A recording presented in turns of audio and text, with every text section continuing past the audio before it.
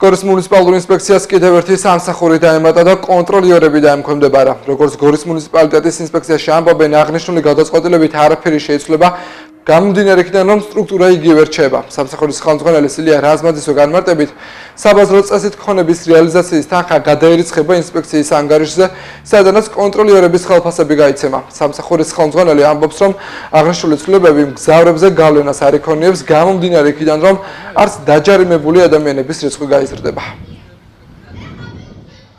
სტრუქტურული ერთეული, რომელიც მუნიციპალურ ტრანსპორტში ბილეთების კონტროლს ახორციელებდა, გადმოვიდა მუნიციპალური ინსპექციის დაქვემდებარებაში.